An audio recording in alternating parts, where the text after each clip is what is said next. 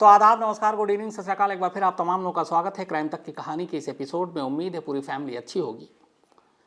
कई बार ये जिक्र होता है या कहा जाता है कि जो फिल्में हैं हम सभी देखते हैं, फिल्में हमारे समाज का आईना होती हैं। मतलब इसका मतलब जो होता है वो ये होता है कि जो कुछ हमारे इर्द गिर्द होता है, हमारे समाज में, हमारे आसपास, कई बार वही चीज़ें हम पर्दे पर देखते हैं। ये तो एक पहलू है। दूसरा, बहुत सारे लोग ये भी कहते हैं कई बार जो फिल्मी पर्दे पर देखते हैं हम उसको अपनी ज़िंदगी, अपने समाज या अपने इर्द गिर्द अपनाते हैं और कई बार उसकी कॉपी करते हैं। क्राइम और क्राइम रिपोर्टिंग के बारे में हमेशा ये इल्ज़ाम लगता रहा है कि जो क्राइम की खबरें होती हैं, क्राइम के शोज़ होते हैं, इनको देख के बहुत सारे लोगों को आइडियाज़ आते हैं। कुछ हद तक सही है, लेकिन मैं हमेशा कहता हूँ कि क्राइम की खबरें, क्राइम के शोज़ से कई बार ऐसा भी होता है कि लोग कई हादसे से बच जाते हैं, क्योंकि वो अलर्ट हो जाते हैं। उन्हें पता चलता है कि किस किस तरीके से क्राइम हो सकता है, कैसे क्रिमिनल क्या कुछ कर सकता है। तो कुल मिलाकर ये दोनों पहलू हैं सिक्के के। अच्छाई भी है तो बुराई भी है, और बुराई है तो अच्छाई भी है। ये सारी चीज़ें मैं इसलिए कह रहा हूँ कि जो आज की कहानी है वो इसी बहस के इर्द गिर्द है। एक फिल्म को देखकर एक पूरे क्राइम का प्लॉट तैयार किया जाता है असली ज़िंदगी में, और उस फिल्म को कई बार देखा जाता है ताकि कोई भी गलती न रह जाए, कोई सबूत न छूट जाए, और फिर जो कुछ सोचा है वैसी असली ज़िंदगी में अमल कर दिया जाए। प्लानिंग अपनी तरफ से पूरी अच्छी करने की कोशिश की गई, लेकिन बार बार ये कहा जाता है कि कहीं ना कहीं कोई सुराग, कोई सबूत जो मुजरिम है वो छोड़ ही देता है। ये कहानी एक पति पत्नी और उस पत्नी के एक आशिक की है। कहानी की शुरुआत को अगर मैं दूसरे तरीके से शुरू करूं तो ये 27 नवंबर 2017, 27 नवंबर 2017 की कहानी है। तेलंगाना में एक जगह है नागर कुरनूल। नागर कुरनूल के एक प्राइवेट हॉस्पिटल में 27 नवंबर 2017 को एक शख्स को एक महिला लेकर आती है। उस शख्स का चेहरा बुरी तरह से झुलसा हुआ था, चेहरा पहचान में नहीं आ रहा था, और उसको फ़ौरन इमरजेंसी में ले जाया जाता है। डॉक्टर उसको देखते हैं, इलाज करते हैं। फिर पता चलता है कि जिस शख्स को लेकर आया गया उसका नाम है सुधाकर रेड्डी। एक प्राइवेट कंपनी में अफसर है वो, और चेहरा बुरी तरह से झुलसा हुआ है। सुधाकर रेड्डी के साथ जो महिला पहुंची थी अस्पताल उसे लेकर, उसका नाम था स्वाति रेड्डी। स्वाति रेड्डी अस्पताल में लिखवाती है पेशेंट के बारे में कि सुधाकर रेड्डी नाम है, ये मेरे हस्बैंड हैं, और किसी ने इनके ऊपर एसिड फेंका, तेज़ाब से हमला किया, और इसलिए इनका चेहरा झुलस गया। इसके बाद इलाज शुरू होता है। धीरे धीरे सुधाकर रेड्डी की तबीयत सुधरती जाती है, लेकिन डॉक्टर फिर कहते हैं कि चूँकि चेहरा बहुत ज़्यादा झुलस चुका है एसिड से, तो अब इनकी प्लास्टिक सर्जरी करनी होगी वापस इन्हें इनका चेहरा देने के लिए। प्लास्टिक सर्जरी का खर्च भी होता है, लेकिन स्वाति रेड्डी तैयार हो गई। उसने कहा कि कोई बात नहीं, बस आप मेरे पति को ठीक कर दीजिए। इसके बाद स्वाति रेड्डी अपने घर वालों को और ससुराल वालों को इसकी खबर देती है कि उनके पति के साथ ऐसे ऐसे हादसा हुआ है, कुछ लोगों ने अचानक उनके पति पे हमला किया, तेज़ाब फेंका और भाग गए, और अब वो अस्पताल में हैं लेकिन ख़तरे से बाहर है। ठीक है, तमाम लोग अस्पताल पहुंचते हैं। जब पहुंचते हैं तो देखते हैं कि सुधाकर रेड्डी के भाई, माँ बाप ये भी आते हैं, और देखते हैं उनके बेटे का चेहरा जो है वो पट्टियों से ढका हुआ है। थोड़े दिन के बाद हालात सुधरती है। अब वो धीरे धीरे बात भी करता है, लेकिन बात जो करता है वो थोड़ा सा लड़खड़ा कर, क्योंकि मुंह के इर्द गिर्द भी तेज़ाब ने अपना असर डाला था, तो बोली और आवाज़ क्लियर नहीं थी, लेकिन वो फिर भी बात कर रहा था और सामने वाले सुन रहे थे। इसके बाद वक्त और बीतता है। अब इसकी हालत सुधरती जाती है। अब डॉक्टर कहते हैं कि इसके बाद पट्टी हटाएंगे, फिर हम प्लास्टिक सर्जरी करेंगे। कुछ वक्त के बाद अस्पताल में अब ये हो गया कि अभी तक खाना वाना ठीक से खाया नहीं जा रहा था, मुंह चूँकि खुल नहीं रहा था, तो फिर ये हुआ कि अब मुंह भी काम करने लगा, आप खाना खा सकते हैं, पी सकते हैं। पहले लिक्विड डाइट था, तो अब धीरे धीरे वो अपना खाना पीना भी उसने शुरू कर दिया अस्पताल में, लेकिन पट्टी अभी भी चेहरे पे सलामत है। अब इसी दौरान घर वाले भी खाना बना बना कर लेकर आने लगते हैं। सुधाकर रेड्डी को बचपन से मटन सूप बहुत पसंद था, ख़ासतौर पर अपनी माँ के हाथ का। जब भी घर में कोई ख़ास ओकेज़न होता है, कोई खुशी का मौका होता है, और माँ बाप भी सुधाकर को बहुत प्यार करते थे। यहाँ तक कि जब उसकी शादी हो गई तब भी सुधाकर के लिए उसकी माँ जब भी पहुँचती मटन सूप ज़रूर पिलाती, और वो अपनी माँ के हाथ का मटन सूप बहुत ज़्यादा पसंद करता था।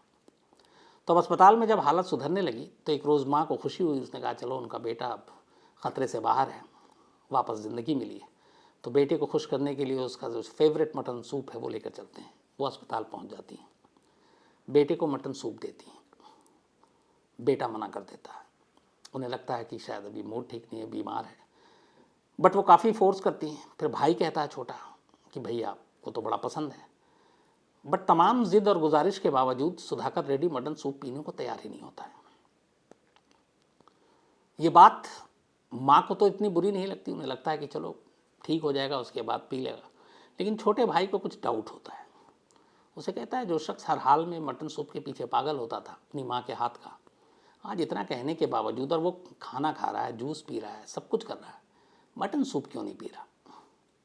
उसके दिमाग में यह बात घर कर जाती है, लेकिन वो कुछ कहता नहीं, वहाँ से निकल लेता है। अब धीरे धीरे वक्त बीतता है और भी ठीक होने लगता है, क्योंकि तेज़ाब से चेहरा जो है वो 30% से ज़्यादा जल चुका था, झुलस चुका था, तो चेहरा पहचान भी नहीं आ रहा था, तो प्लास्टिक सर्जरी होनी थी। लेकिन उसके बाद अब वो उठ के चलने फिरने भी लगा। फैमिली वाले अस्पताल पहुंच रहे हैं तो देखते हैं कि उसकी चाल में कुछ फ़र्क है, फिर उसकी बातचीत, एक हर इंसान की अपनी, हर एक की ज़िंदगी में, बल्कि एक इंसान का जो व्यक्तित्व होता है, पर्सनैलिटी, वो सब डिफरेंट होती है। मेरी अलग होगी, आप लोगों की अलग होगी। तो उसे लगा कि ये मेरे भाई का जो स्वभाव था, जैसे बातें करता था, जैसे बैठता था, जैसे उठता था, जैसे चलता था, जैसे हंसता था, जैसे मुस्कुराता था, ये थोड़ा सा डिफरेंट लग रहा है।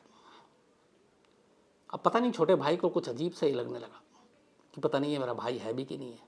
अजीब बातें करता है, जैसे वो पहले बहुत बातें करता था, अब ये कम बातें करता है। वो बहुत हंसता था, ये हंसता ही नहीं है।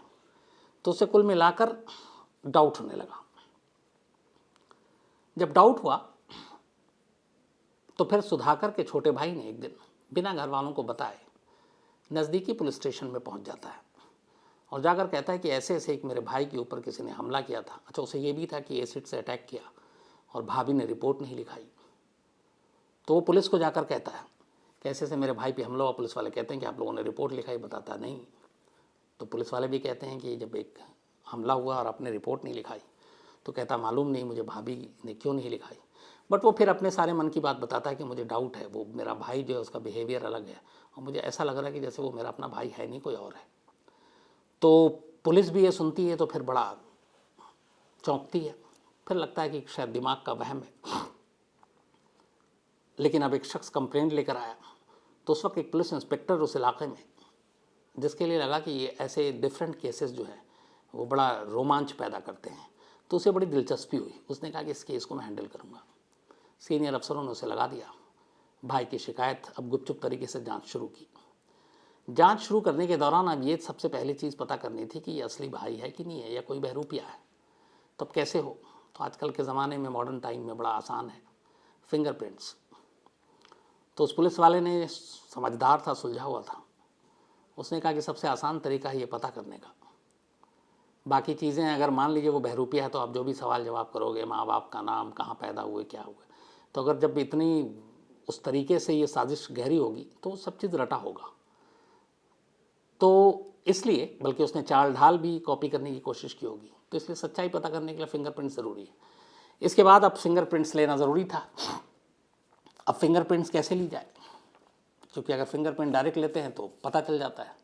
लेकिन खैर, किसी तरह से पुलिस ने गुपचुप तरीके से सुधाकर रेड्डी की फिंगरप्रिंट्स ले ली। फिंगरप्रिंट्स लेने के बाद अब आधार कार्ड और बाकी ऐसे बहुत सारे जो दस्तावेज़ बनते हैं जिसमें आपके फिंगरप्रिंट्स लिए जाते हैं, उस बैंक से, उस जगह से डेटा निकाला गया सुधाकर रेड्डी के फिंगरप्रिंट्स का, और हॉस्पिटल में लेटे इस शख्स के फिंगरप्रिंट्स को ले जाकर उससे मैच किया गया। जैसे दोनों फिंगरप्रिंट्स को मैच किया गया, पुलिस वाले की आंखें फटी की फटी रह गई, क्योंकि फिंगरप्रिंट्स दोनों अलग अलग थे। शख्स एक, नाम एक, पहचान एक, फिंगरप्रिंट्स अलग। यानी ये बता रहे थे कि जो अस्पताल में लेटा हुआ शख्स है वो सुधाकर रेड्डी नहीं है। तो अब सवाल दो थे, अगर वो नहीं है तो सुधाकर रेड्डी कहाँ है? दूसरा सवाल ये कि अगर ये दूसरा है तो फिर सुधाकर रेड्डी की बीवी स्वाति रेड्डी क्यों उसे अपना पति मानकर जिद पर अड़ी हुई कि यही है, और उसने कोई शक नहीं जताया, किसी से शेयर नहीं किया। तीसरा, अगर उसके पति पे हमला किया किसी ने तो उसने पुलिस में रिपोर्ट क्यों नहीं लिखाई। तो ये सारी चीज़ें अब पुलिस के लिए शक पैदा कर रही थी। इसके बाद पुलिस ने कहा कि मामला कुछ तो गड़बड़ है। अब सुधाकर रेड्डी चूँकि अस्पताल में है, चेहरा झुलसा हुआ है, जख्म भी भरे हैं, उससे सख्ती से बुलाकर पूछताछ नहीं कर सकते, और बिना सबूत के सिर्फ फिंगरप्रिंट्स को लेकर बाकी चीज़ें कैसे हों। तो पुलिस ने कहा कि एक आम तरीका इस्तेमाल करते हैं, स्वाति रेड्डी को बहुत प्यार से पूछताछ करते हैं और ये नहीं बताते हैं कि वो किस चीज़ की जांच कर रही है, कि एक शख्स असली है नकली है। उन्होंने स्वाति रेड्डी को बुलाया, उन्होंने कहा कि हमें पता चला कि ऐसे ऐसे हमला हुआ, एसिड फेंका किसी ने, तो आपने रिपोर्ट क्यों नहीं लिखाई। तो स्वाति अब इधर उधर की बातें करने लगी। फिर उसने कहा अच्छा जब ये हमला हुआ आपने अपने परिवार ससुराल वालों को क्या बताया। तो यहाँ पे स्वाति ने एक ऐसी लाइन बताई कि जो उसके थोड़े से झूठ को खोल गई। स्वाति ने बताया कि जब ये हमला हुआ मैं भागकर अस्पताल पहुंची और फिर अपने ससुराल वालों को बताया अगले दिन। अब सुधाकर की माँ ने बयान दिया कि जिस दिन ये हादसा हुआ, जिस दिन ये हमले की बात कर रही है, उसी दिन उसने स्वाति से बात की, अपने बेटे से भी बात की, और उसने कहा कि हम लोग ठीक है, कहीं बाहर घूमने आए, अभी थोड़ी देर में घर लौटेंगे, फिर बात करते हैं। तो ये दो तरह के बयान कैसे। अब पुलिस को कुछ कुछ डाउट होने लगा। फिर पुलिस को पूरा यकीन हो गया कि स्वाति झूठ बोल रही है और कुछ छुपा रही है। फिर पुलिस ने उससे सख्ती से पूछताछ की। चूँकि वो पेशेवर क्रिमिनल तो थी नहीं, एक आम महिला थी, थोड़ी देर के बाद वो टूट गई और इसके बाद उसने पूरी कहानी सुनाई। और पूरी कहानी कुछ यूँ थी। 2014 में स्वाति की शादी सुधाकर रेड्डी से हुई थी। अरेंज मैरिज थी, दोनों के परिवार वालों ने एक दूसरे को पसंद किया और फिर शादी कराई। स्वाति पेशे से नर्स थी, सुधाकर एक कंपनी में मैनेजर था। दोनों की शादीशुदा ज़िंदगी बिल्कुल ठीक ठाक चल रही थी। लेकिन शादी के कुछ वक्त बाद, करीब 5-6 साल बाद, 18-19 की बात है 2000, स्वाति के कमर पीठ में अचानक दर्द होने की शिकायतें आने लगी और वो परेशान रहने लगी। तो सुधाकर ने एक डॉक्टर जो था उसको दिखाया। फिर उसने कहा कि इसको फिजियो की ज़रूरत है, फिजियोथेरेपी की ज़रूरत है। इसके बाद वो फिजियोथेरेपिस्ट के पास जाने लगी। फिजियोथेरेपिस्ट का नाम था राजेश। 2019 के आसपास की बात है ये सारी। जाते जाते अब वो लगातार फिजियोथेरेपी कराना था तो बराबर जाना था, और शुरुआत के 2-3 दिन छोड़कर, चूँकि सुधाकर अपने काम में बिजी रहता, स्वाति अब अकेले जाने लगी डॉक्टर राजेश के पास। डॉक्टर राजेश फिजियोथेरेपिस्ट, उसका फिजियो करते थेरेपी। फिर धीरे धीरे दोनों में प्यार हो गया और फिर प्यार इतना बढ़ा कि अब इन दोनों ने शादी करने का फैसला किया।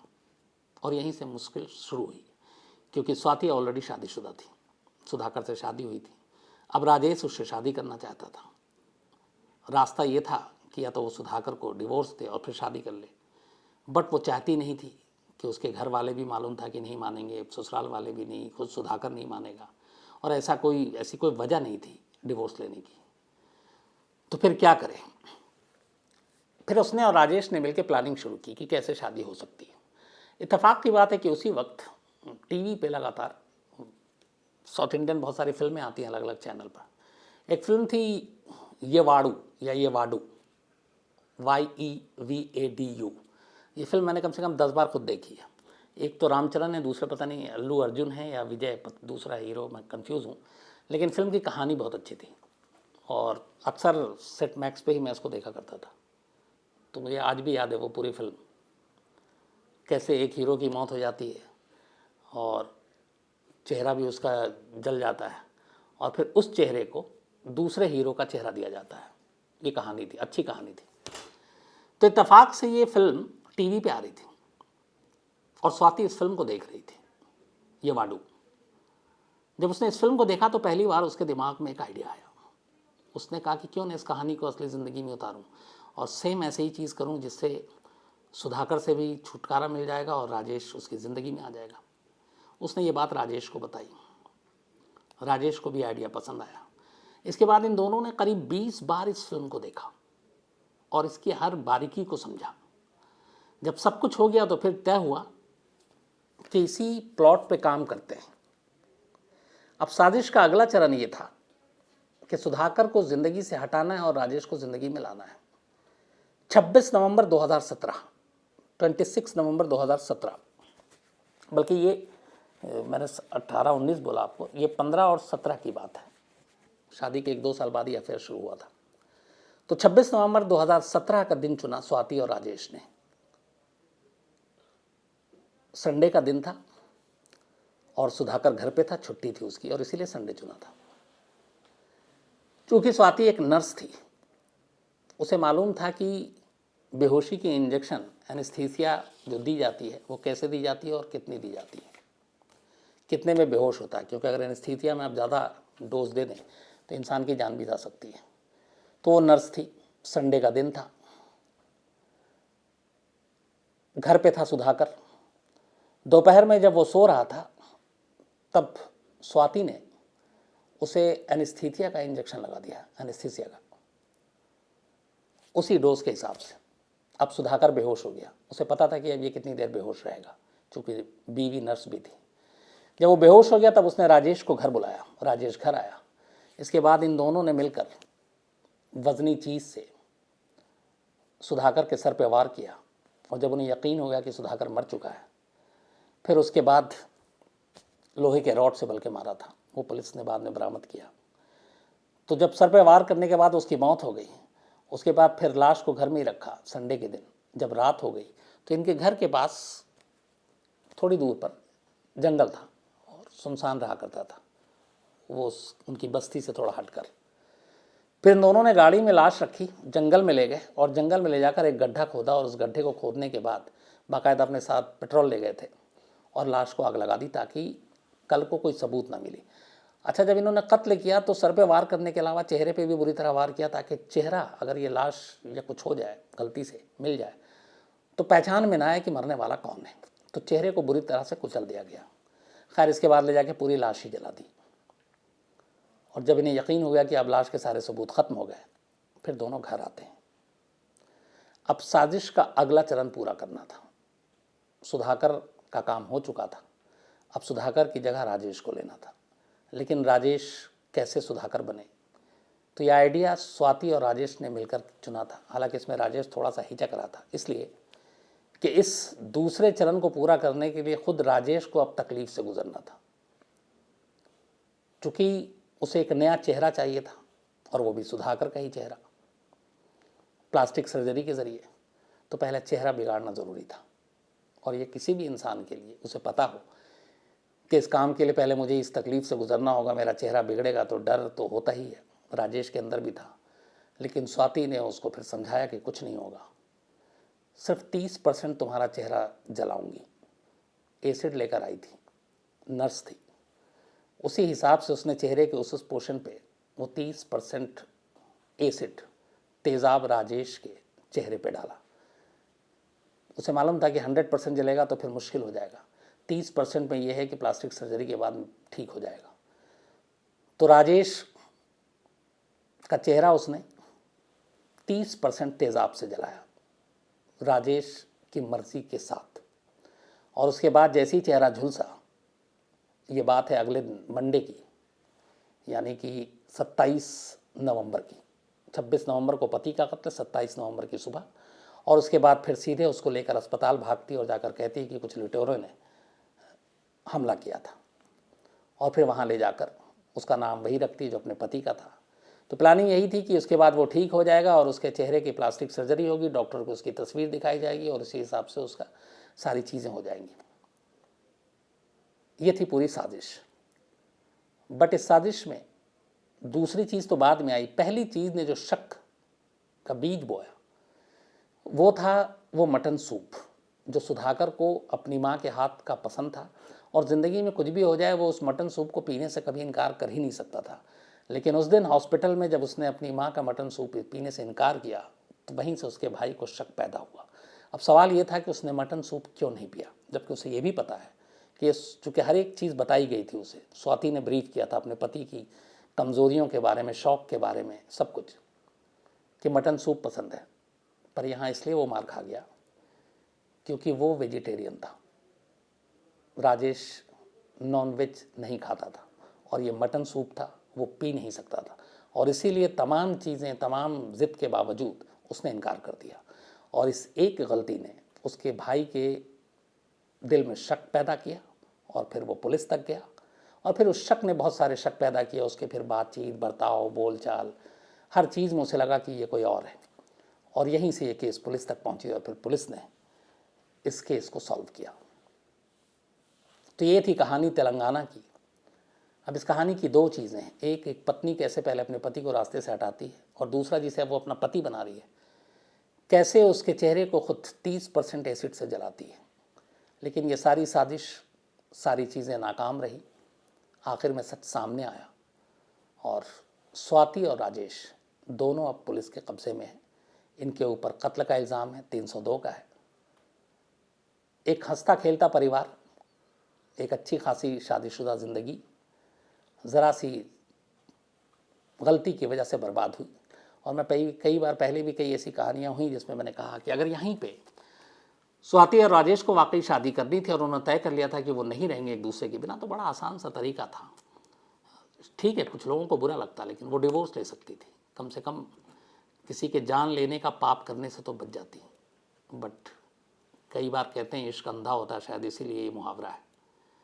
तो ये थी कहानी स्वाति की, सुधाकर की और राजेश की। और ये कहानी जो शुरुआत में आपको बताया कि कैसे फिल्में समाज का आईना होती हैं। कई बार फिल्में जो समाज में होता है वो उठाकर कहानियाँ हमें दिखाती हैं, लेकिन कई बार ऐसा भी होता है कि जो समाज में होता है जो फिल्मों में होता है समाज उसे भी उठा लेता है।